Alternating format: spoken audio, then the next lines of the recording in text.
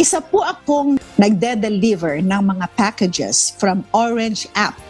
May isa pong pagkakataon na binuksan ng isang customer ang isang package nang hindi pa ito bayad. Malinaw naman po ang polisiya na huwag pong bubuksan ang isang item kung hindi pa ito bayad, lalo na po at ito ay cash on delivery. Ang sabi po ng customer ay nang-scam daw po ako. Pinaliwanag ko po naman na hindi naman po ako ang seller at nagde-deliver lang po ako. Ang sabi ko po sa kanya ay tawagan niya na lang po ang seller dahil wala po akong alam doon.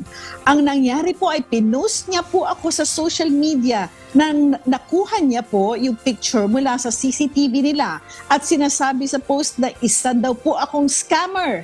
Marami na po ang mga nakakita lalo na sa family ko. Ang tanong ko lang po ay ano po ba ang rights ko? At ano po ang pwede ninyong maipayo sa akin, attorney?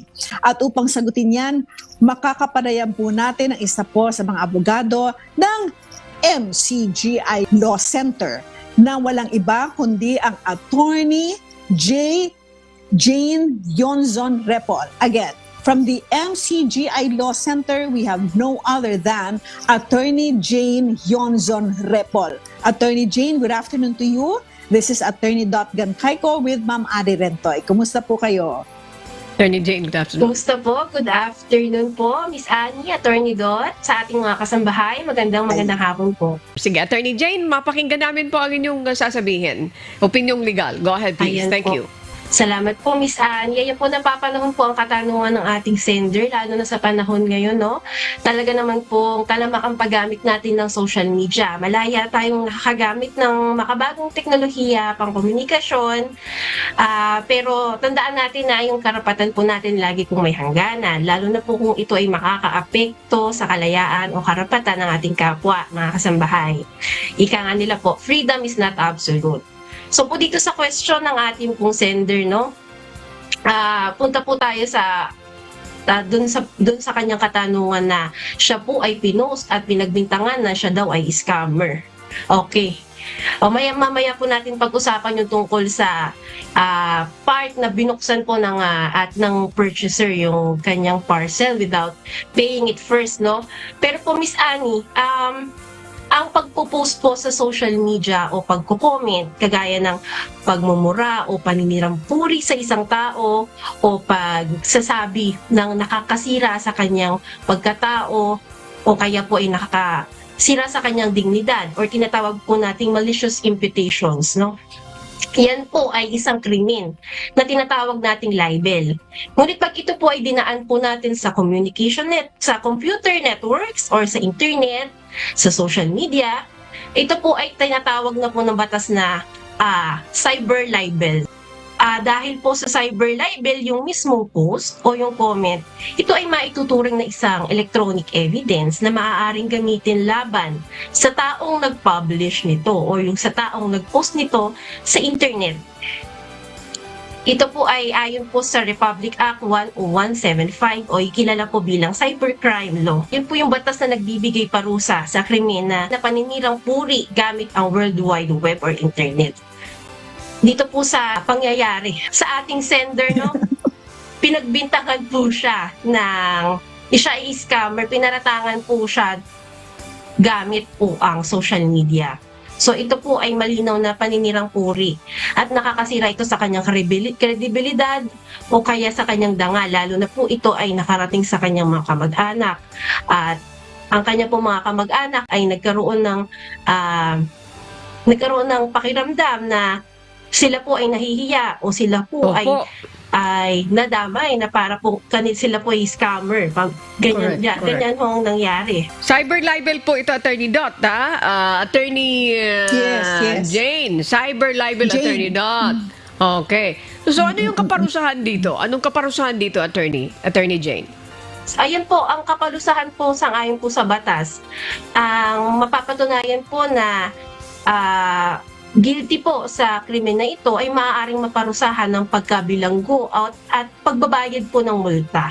Maaaring din pong maging liable ang akusado ng karagdagang danyos or damages dahil sa pinsalang na idulot, maaari niyang maidulot sa paninirang puri niya o sa pagsira niya sa reputasyon ng biktima. Ayan, nako, attorney, may bilanggo pala ito. May kulong, ayan. Okay, Attorney Jane, eto May na si kulong Attorney po. Dot. Okay. Bilib na bilib ako kay Attorney Jane. Napakahusay mag-explain. Lalo na in Tagalog, in straight Tagalog. Talagang saludo po ako sa inyo.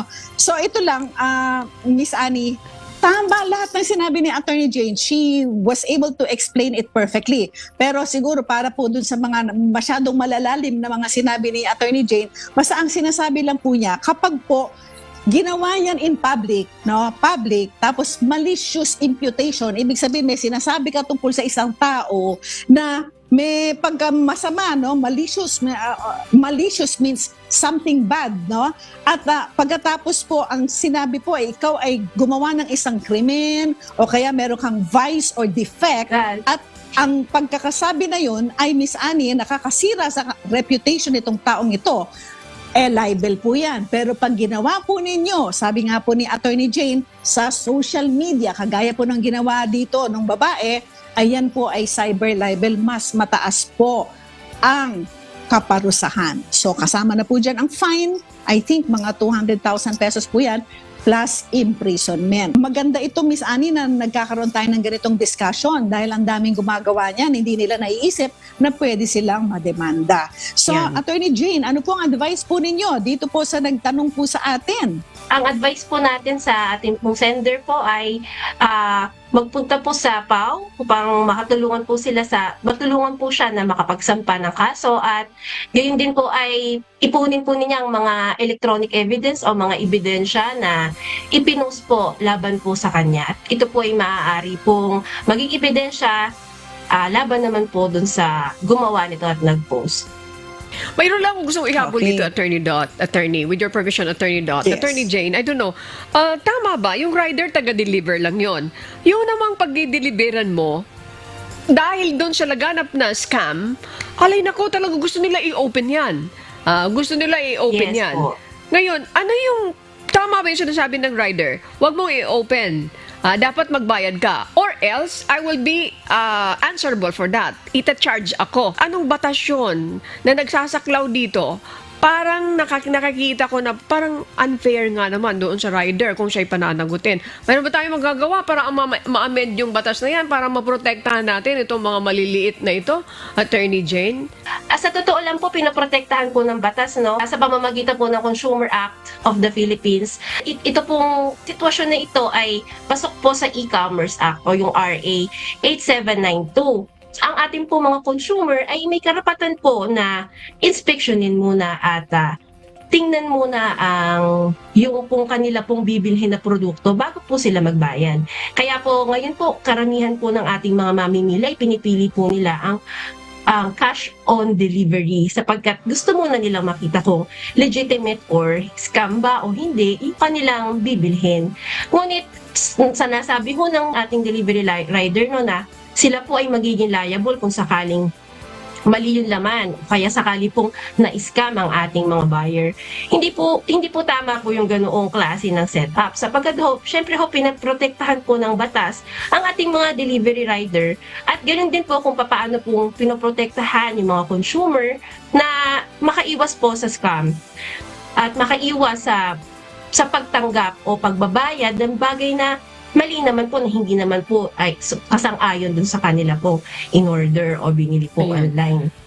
So, Attorney Dot, ayun ano po, nasisilip? Miss Annie. Yan. Okay. Attorney, may nasisilip tayo dito, ha? Yung Yes. mga kumpanya na yan na nagbibigay ng ganung klaseng instruction doon sa mga rider nyo. Nako, teka muna, tingnan natin yan. Baka mayroon na kayong nababiolate. Hindi pwede kasi may karapatan, sabi ni Attorney, sa E-Commerce Act. Tama po ba? May karapatan yung bumibili na ma-inspeksyon yan. Attorney Dot, ibalik ko ulit sa inyo. Attorney Dot. Thank you, Attorney Yes, Jane. Miss Annie, tama lahat tama lahat ng sinabi ni Attorney Jane.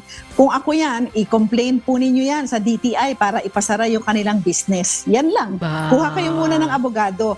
Pero Miss Annie, babalikan ko kasi ang mas importante dito na issue yung pag-post talaga sa social media eh. Opo. Sasabihin natin, bakit ba na napakataas po ng penalty? And the reason for this is, yung pong pag-post mo sa social media, pwede pong makita ng hundreds of thousands of people, pwedeng ma-share ng hundreds of thousands of times. And that is the reason why mas mataas po at kino-consider po ng ating lawmakers na mas matindi ang crime na ginawa mo, hindi lang kasi yan libel, but cyber libel, at mas marami ang makakakita at marami ang magiging makakaalam nung sinabi po ninyo na siya ay scammer. Ayan. So, Miss Annie, napakahusay. I am in complete admiration of our guest lawyer today, Attorney Jane Yonzon Repol. Napakahusay po ninyo sa magot. And of course, ipinagmamalaki po natin that Attorney Jane Yonzon Repol is from the MCGI Law Center. Thank you so much for your time and we hope to have you again. Thank you so much po, Miss Annie, Attorney Dot.